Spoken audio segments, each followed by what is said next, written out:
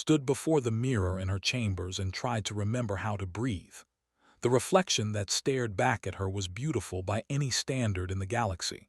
Her skin shimmered like pale silver, and her eyes held the deep purple color of her royal bloodline. She had lived for 300 years and had never once felt afraid. But today she was terrified.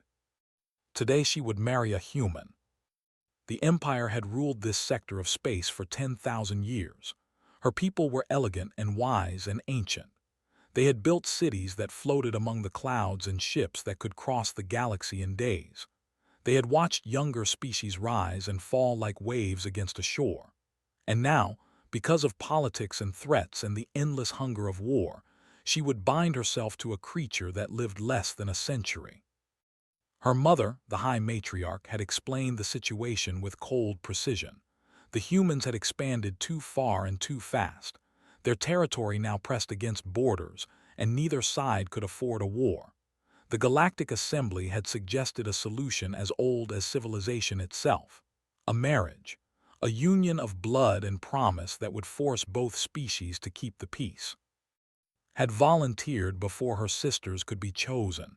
She told herself it was duty. She told herself it was sacrifice. But deep in her heart, she knew it was pride.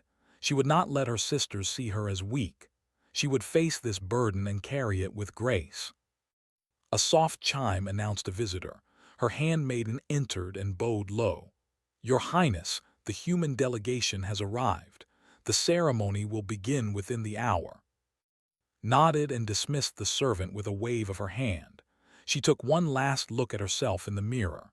In culture, a bride wore flowing robes of deep blue to represent the endless sky, had chosen black instead.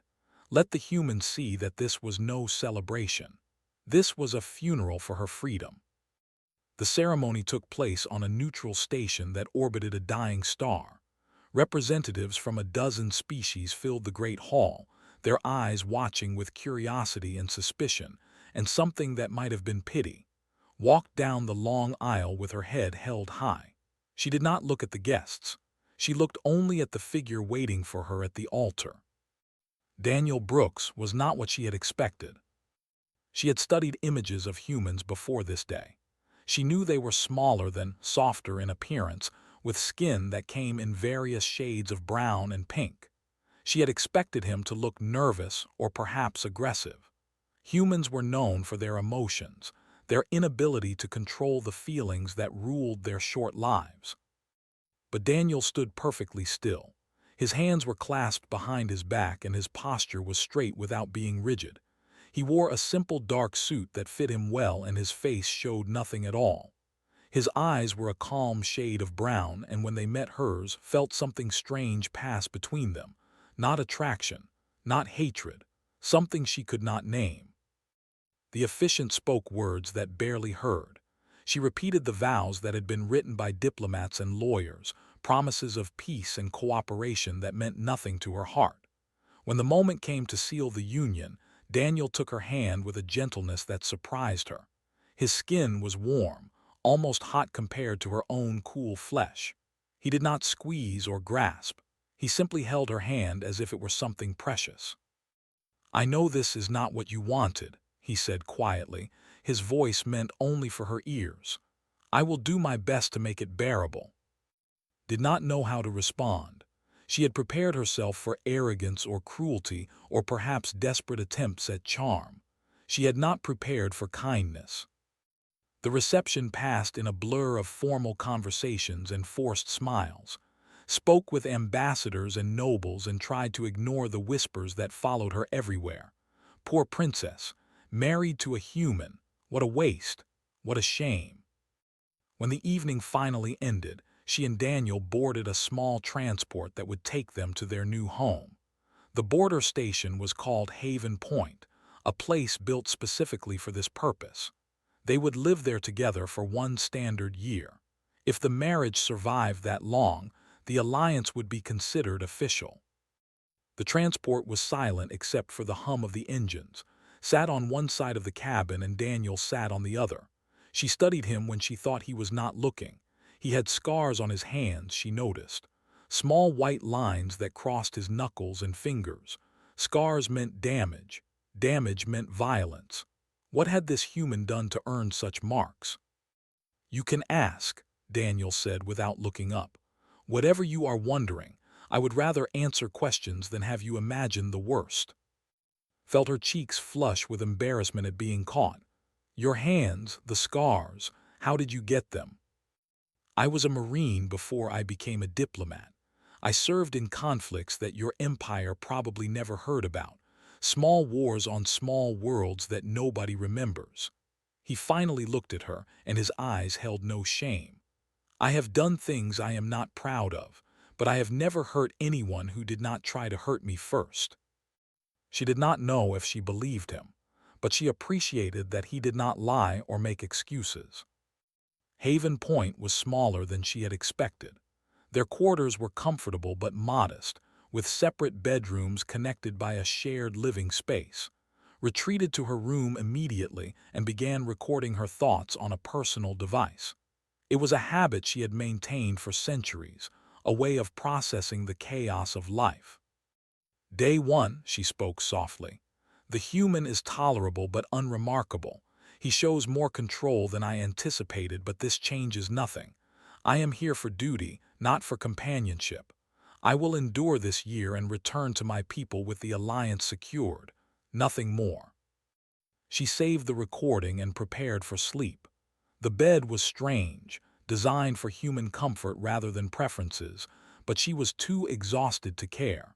She closed her eyes and let the darkness take her. Sometime in the deep hours of the night, woke without knowing why. The station was quiet. The lights were dim, but something felt wrong, like a pressure in the air that should not exist. She rose from her bed and walked softly into the shared living space. Daniel stood by the large window that looked out into the stars. He was fully dressed, his back straight, his eyes scanning the emptiness of space as if searching for threats that only he could see. "Why are you awake?" asked. "Humans need sleep more than my kind." Daniel did not turn around. "Old habits. I spent too many years sleeping with one eye open. The body remembers, even when the mind tries to forget."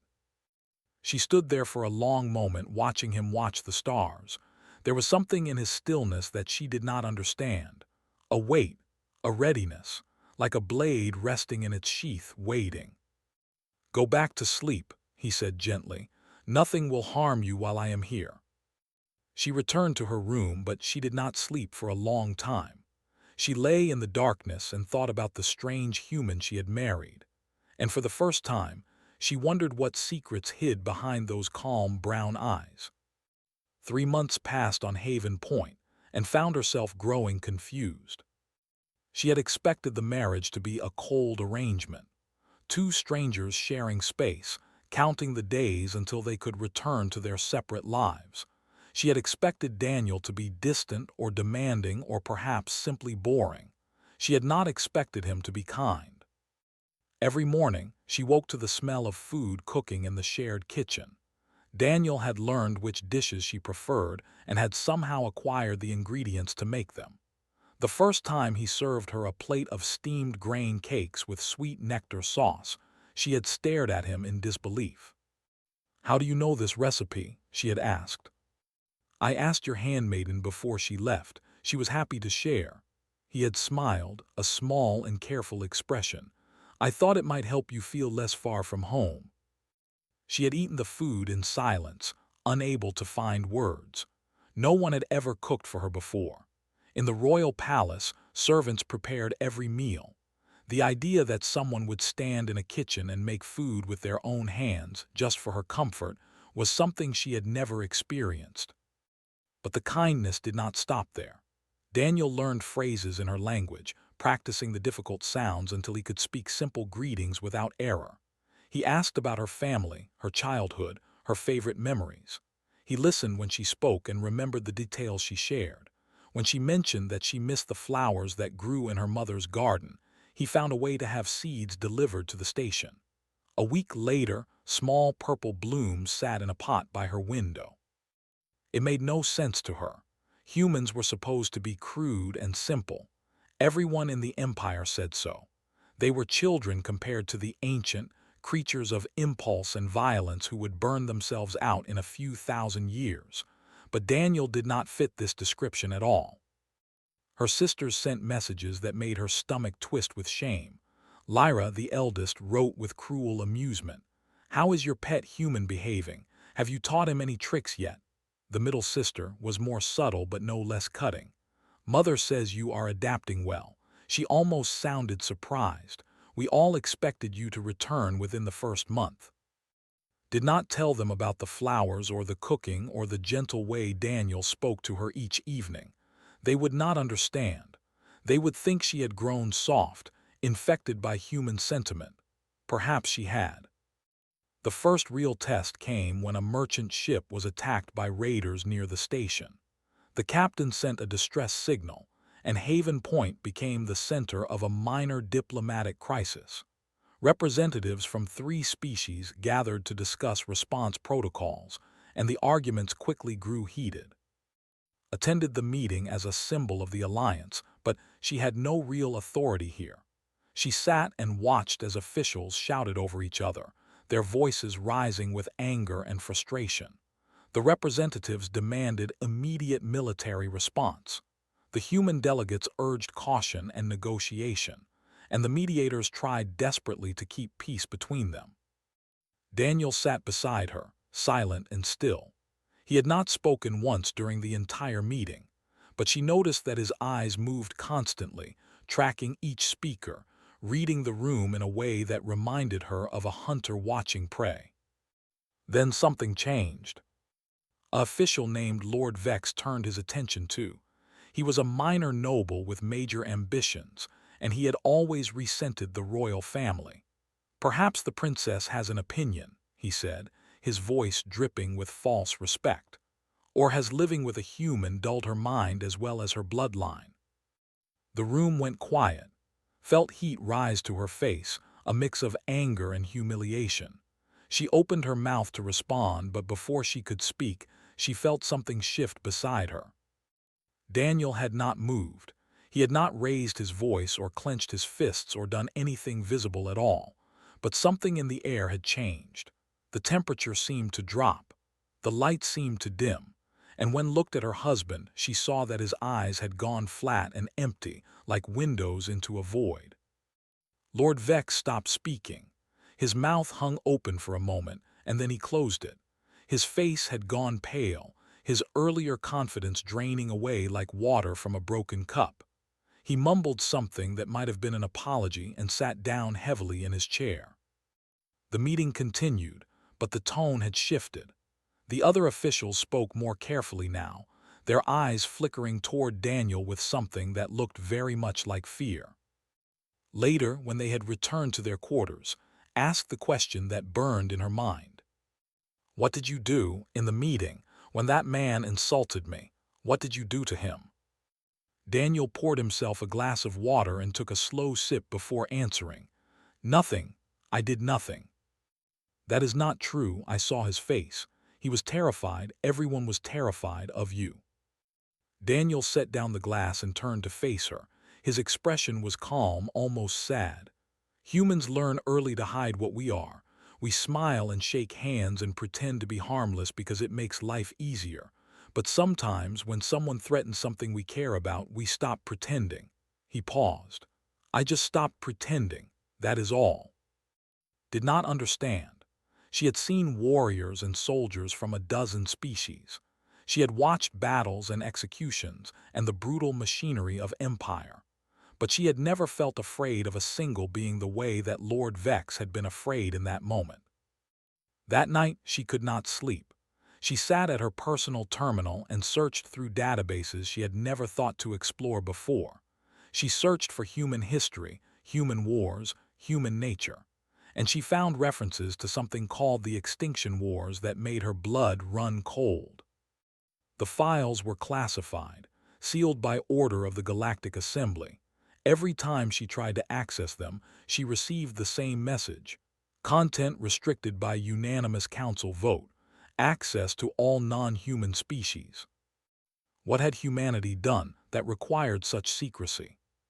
She thought about Daniel standing at the window each night, watching the stars. She thought about the scars on his hands and the emptiness in his eyes when he stopped pretending. She thought about the way an entire room of powerful officials had fallen silent at his mere presence. And for the first time since her wedding day, realized that she understood nothing at all about the species she had married into. The fear in Lord Vex's eyes had been real. The classified files were real. The way other species looked at Daniel with respect and wariness and something close to terror, that was real too. She was married to a human, and she was beginning to suspect that she had no idea what that truly meant. Stood at the viewport of the transport ship and watched as the planet grew larger before them. New Tacoma was not beautiful. Its surface was a mix of brown and gray, with patches of green that humans had forced into existence through sheer stubborn effort. Clouds of dust swirled across vast plains, and the mountains looked sharp and unwelcoming. "This is your," she asked, unable to hide her disappointment. Daniel smiled slightly. "Not my, Earth is far from here, but New Tacoma is where I grew up. My parents were among the first settlers." He stood beside her, his eyes warm with memory. "I know it does not look like much, but my people built something here that no one thought was possible." She had asked to visit a human world. After months of searching for answers and finding only locked files and whispered rumors, she had decided to go directly to the source. Daniel had agreed without hesitation, and now they were descending toward a planet that looked more like a wound than a home. The transport landed at a small port near the capital city, stepped outside and immediately felt the difference. The gravity was heavier here, pulling at her bones with a force that made every step feel like effort. The air was thin and dry, scraping against her throat with each breath. The sun burned too bright, and the wind carried particles of dust that stung her skin. "How do you survive here?" she gasped. "We adapt." Daniel took her arm gently, helping her walk. "Humans are good at adapting. Give us a world that tries to kill us, and we will find a way to make it ours." They traveled through the city in a small ground vehicle, watched through the window as human buildings passed by. They were not elegant like architecture.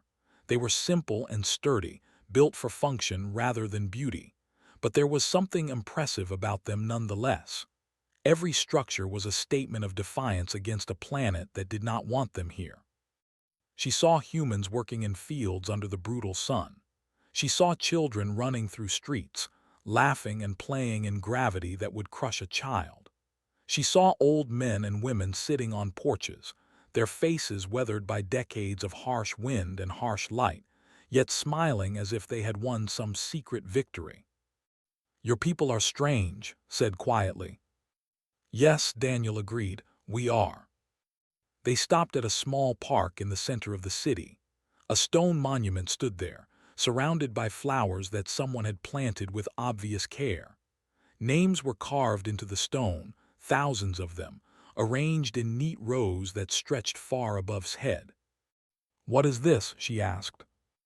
Daniel's face had grown serious. "A memorial for the humans who died fighting the Dominion." Felt her heart skip. The Dominion. She had heard that name before in ancient history lessons that no one paid attention to anymore. They had been one of the great powers of the galaxy, an empire that had conquered hundreds of worlds over thousands of years. And then, suddenly, they were gone, vanished from history as if they had never existed. "I thought the collapse due to internal conflict," she said carefully. Daniel did not answer. Instead, he led her to a bench where an old human man sat alone, watching the memorial with tired eyes. The man had white hair and deep lines on his face, and his hands trembled slightly with age. But when he looked up at Daniel, his expression brightened. "Danny Brooks, I thought you were off playing diplomat on some fancy station." The old man rose and embraced Daniel with surprising strength. "And who is this silver lady? Your bride? The news feeds have been talking about nothing else." "George, this is George Palmer. He was my commanding officer during my service years." Daniel paused. He was also there when we ended looked at the old man with new eyes, ended. George Palmer studied her for a long moment. Then he sighed and gestured for them to sit. You want to know the truth. I can see it in your face. The same question everyone asks when they finally start looking. What happened to The files are sealed, said. Even to my family, even to the High Matriarch herself. They sealed them because they were afraid. George looked at the memorial, his eyes distant with memory. There were monsters. They invaded human colonies and took our people for experiments. They wanted to understand what made us tick, what made us fight, what made us refuse to surrender no matter the odds. He paused. They learned, but by the time they understood, it was too late. Listened as George told the story. They had made a simple mistake. They had looked at humanity and seen a young species, barely spacefaring with primitive technology and short. They had assumed humans would break easily. They had assumed wrong. We did not just fight back, George said, his voice heavy. We dismantled them, every fleet, every world, every station and outpost and colony they had ever built. It took us 50 years, but when we were finished, there was nothing left. No worlds, no history except what we chose to preserve as a warning. Felt cold despite the heat of the sun. You committed genocide. We ended a threat. George met her eyes without flinching. They would never have stopped. They would have experimented on us and enslaved us and eventually exterminated us. So we made a choice, them or us, and we chose us. That night in the guest quarters provided by the local government, lay awake and stared at the ceiling. Daniel sat in a chair nearby, reading something on a data pad. The silence between them felt heavier than the gravity. Have you ever killed anyone? She finally asked. Daniel set down the pad. Yes. How many? He did not answer for a long moment. Then he stood and walked to the window, looking out at the lights of the human city. Enough that I stopped counting. Enough that I see their faces when I close my eyes. Enough that I will never be clean again, no matter how many years I live or how many good deeds I do. Closed her eyes and saw the names carved on the memorial. Thousands of humans who had died fighting a war of extinction. And on the other side, an entire civilization reduced to nothing but warnings and sealed files. She thought about the gentle man who cooked her breakfast and learned her language and planted flowers by her window. She thought about the emptiness in his eyes when he stopped pretending to be harmless. And she realized that they were the same person. The kindness and the violence lived together in the same soul, inseparable. That night she dreamed of her own empire burning. She saw cities falling into darkness. She saw her mother's palace crumbling to ash. And standing in the center of the destruction was a single figure, calm and patient, with brown eyes that held no anger at all. She woke up shaking. Daniel was asleep in the next room, his breathing slow and peaceful. She watched him through the doorway, this human who had killed more than he could count, now sleeping like a child without nightmares. For the first time since her wedding day, felt truly afraid of her husband. And she wondered if she would ever feel safe again. The explosion came without warning. Was in the common area of Haven Point when the station shook with a force that threw her from her chair. Alarms screamed through the corridors, red lights flashing in patterns that meant emergency, that meant danger, that meant death was coming. She tried to stand, but her legs would not cooperate. Pain flared through her side, sharp and hot, and when she looked down, she saw silver blood spreading across her robes. A piece of metal had torn through her flesh during the blast. She pressed her hand against the wound and felt her strength fading. Daniel was beside her suddenly, his hands already working to assess the damage. His face was calm, impossibly calm, as if explosions and blood were just another morning. The wound is not deep. You will survive, but I need you to trust me. She nodded, unable to speak through the pain. He lifted her as if she weighed nothing and carried her through corridors that had become chaos. Other residents of the station ran past them, screaming in languages she did not understand. The lights flickered and died, leaving only the red emergency glow to guide their way. Daniel found a small storage room and set her down gently on a pile of supply containers. He tore strips from his own clothing and bound her wound with quick, practiced movements. Then he pressed a communication device into her hand. Call for help. There is a rescue frequency programmed into this device. Tell them we have been attacked and we need extraction. His voice was steady. I am going to find out who did this. No, grabbed his arm with her remaining strength. Stay with me, please. Daniel looked at her, and for a moment she saw something soft in his eyes.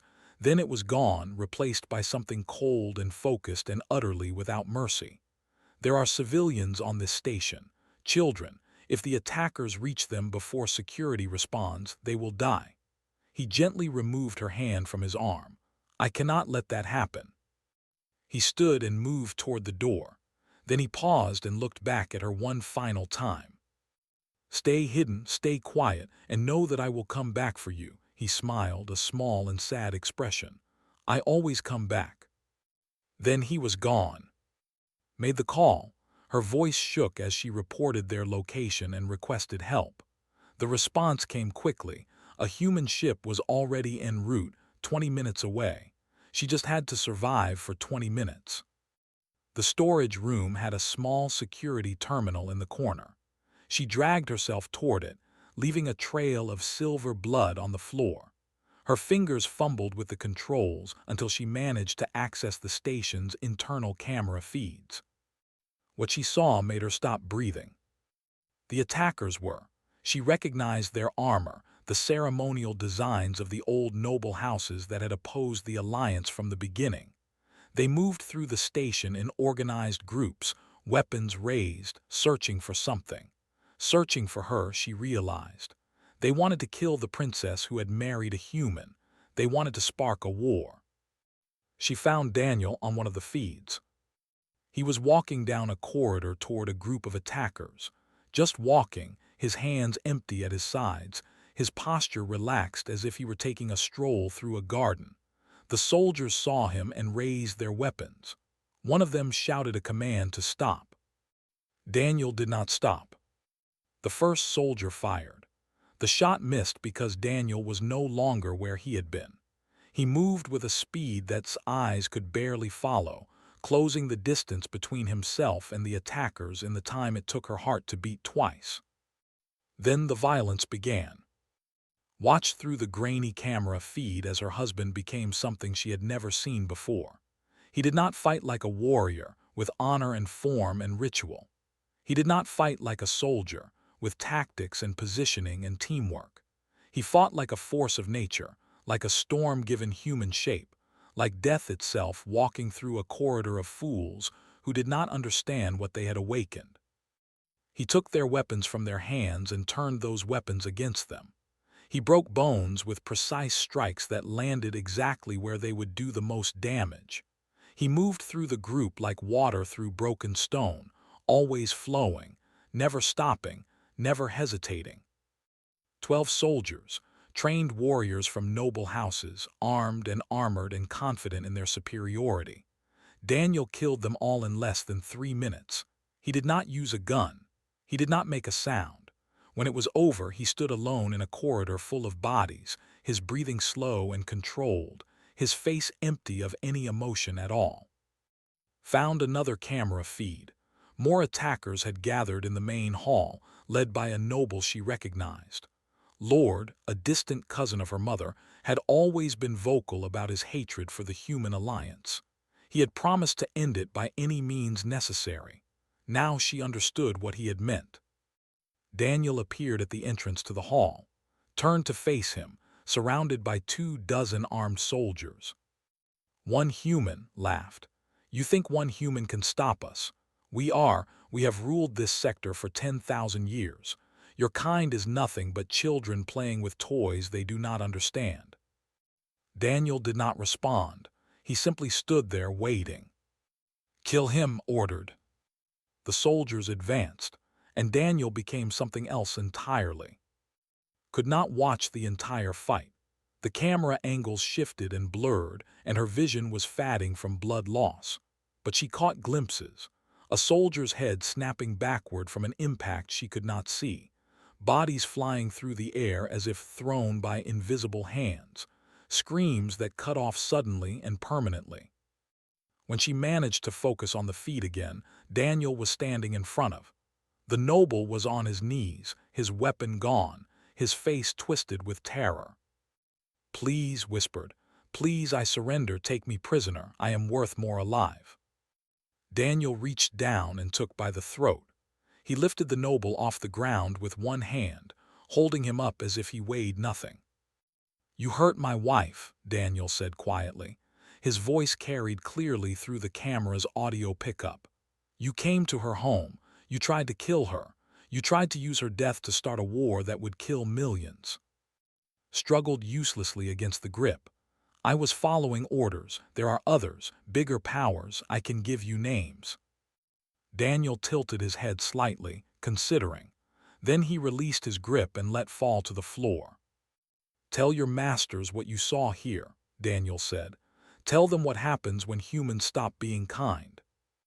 He turned and walked away, leaving gasping and crying on the floor among the bodies of his soldiers.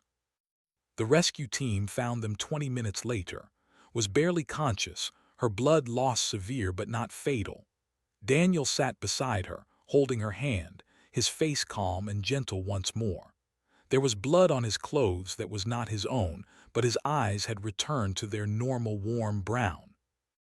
A medic saw the scene in the corridor and whispered something in his native tongue.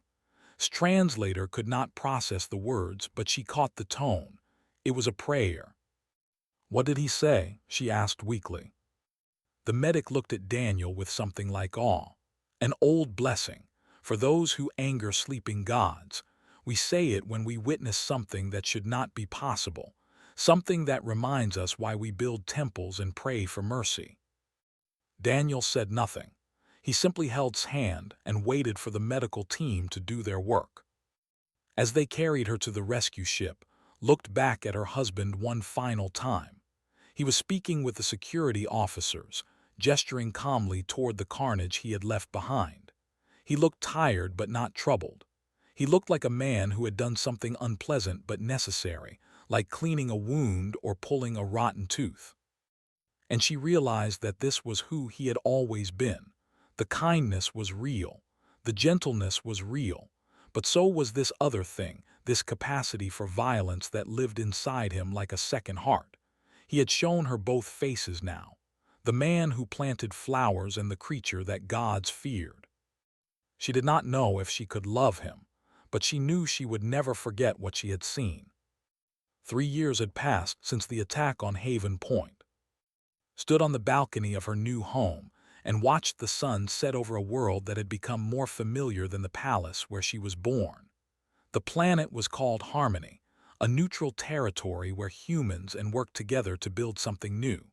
She and Daniel served as ambassadors here, symbols of what was possible when two species chose peace over war. The gardens below were full of children playing. Human children and children ran together through paths lined with flowers from both worlds. Their laughter rose up to the balcony like music, pure and innocent and full of hope. Daniel was down there among them, his sleeves rolled up, his face bright with joy as he helped a young girl learn to throw a ball. The girl's silver hair caught the fading sunlight, and her purple eyes sparkled with delight each time Daniel cheered her small achievements. Watched her husband and felt something warm spread through her chest. It had taken time. After the attack, after watching him become something terrifying and then return to gentleness as if nothing had happened, she had needed time to understand. She had needed time to accept that both versions of Daniel were real, that the monster and the man lived together in the same body, controlled by the same will. She had learned to love him anyway. Perhaps she loved him because of it. "Ambassador," a young voice interrupted her thoughts. Turned to find a diplomat standing in the doorway. She was newly assigned to Harmony, fresh from the academy, her eyes still bright with idealism and uncertainty. Her name was Tessa, and she reminded of herself from long ago. "Yes, Tessa, what troubles you?" The young woman hesitated, then stepped onto the balcony. "I have a question. It has been bothering me since I arrived." She looked down at the garden where Daniel was now letting 3 children climb on his shoulders. "Why does the galaxy fear humans so much? They seem so gentle, so willing to help. I have read the official reports about their history, but the files are incomplete. I do not understand." Smiled and gestured for Tessa to join her at the railing. "I asked the same question once. I thought I knew the answer. I thought humans were feared because of their violence, because of wars they won and enemies they destroyed. Is that not the reason?" "No," shook her head slowly. "That is what everyone believes, but it is only part of the truth. The real reason is much more terrifying." She pointed down at Daniel, who was now pretending to be defeated as the children celebrated their victory over him. "Look at him. What do you see?" Tessa considered carefully. "A kind man, a good man, someone who loves children and tends gardens and speaks softly to everyone he meets." "Yes, and 3 years ago I watched that same man kill 30 armed soldiers with his bare hands in less than 10 minutes. He did not hesitate. He did not show mercy. He became something that should not exist in a civilized galaxy, something old and primal and absolutely without restraint." His voice was calm, almost peaceful. "And then he came back to me, held my hand, and asked if I was comfortable while we waited for the medics." Tessa's face had gone pale. "How is that possible?" "Because humans are not like us. When we feel rage, we lose control. When we fight, our emotions rule us. But humans are different. They feel everything we feel, perhaps even more deeply, but they have learned to choose when to release it. The violence lives inside them always, waiting ready, but they decide when it comes out." She turned to face the young diplomat directly. The Empire ruled a quarter of the galaxy. They were ancient and powerful and believed themselves invincible. They made the mistake of threatening humanity, and humanity responded by erasing them from existence. Every world, every ship, every last in the entire universe. Gone. "I knew about Tessa said quietly, "but I thought it was exaggerated." It was not, and the Collective, and the machine tyrants of Sector 9, and a dozen other powers that rose against humanity and no longer exist. Looked back at Daniel, who was now teaching the children a human song, his voice carrying soft and warm through the evening air. "The old powers of the galaxy remember. That is why the files are sealed. That is why everyone treats humans with such careful respect, not because they are violent, but because they choose not to be." She let the words settle before continuing. "Every human you meet, from the kindest grandmother to the youngest child, carries inside them the same capacity that destroyed the. They could burn the galaxy if they wanted to. They have the technology now. They have the numbers. They have the will. But they choose, every single day, to be kind instead." Tessa was silent for a long moment. Then she asked the question that had once asked herself. "Are you afraid of him, your husband?" Considered the question carefully. Down in the garden, Daniel had gathered all the children together for a final game before dinner. His laughter mixed with theirs, genuine and joyful, the sound of a man who had found peace in a universe that had given him every reason to choose war. "No," she finally answered. "I am not afraid, because I understand now what he showed me all those years ago. When he stood at the window watching the stars, when he said nothing would harm me while he was there, he was not making an empty promise.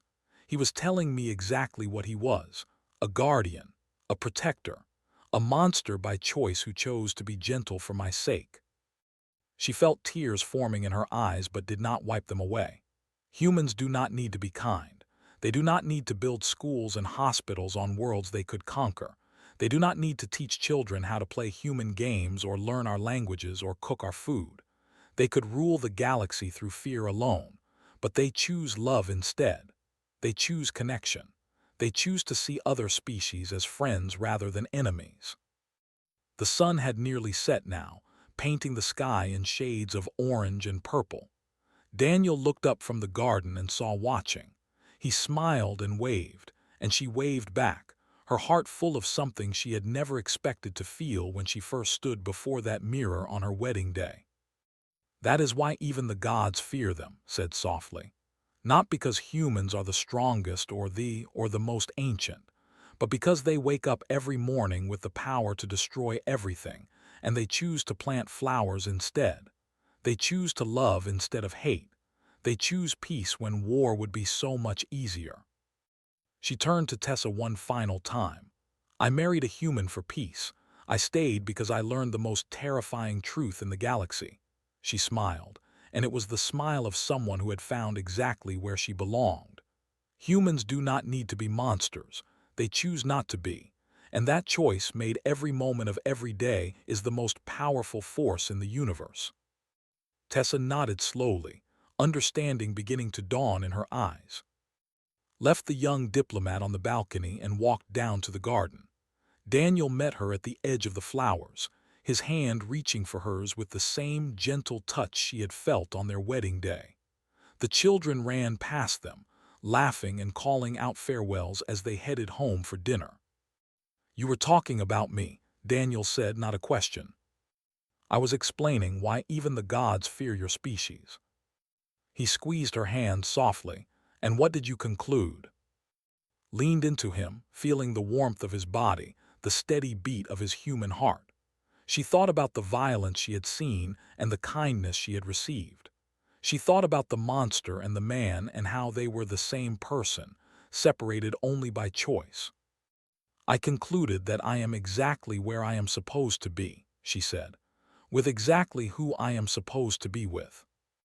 Daniel kissed the top of her head, and together they walked through the garden as the stars began to appear in the darkening sky. Behind them, the flowers swayed gently in the evening breeze, purple blooms from and white roses from earth, growing side by side in soil that belonged to both worlds.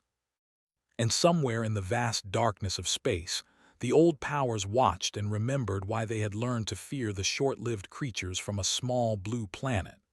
Not because humans were dangerous, though they were, but because they were kind.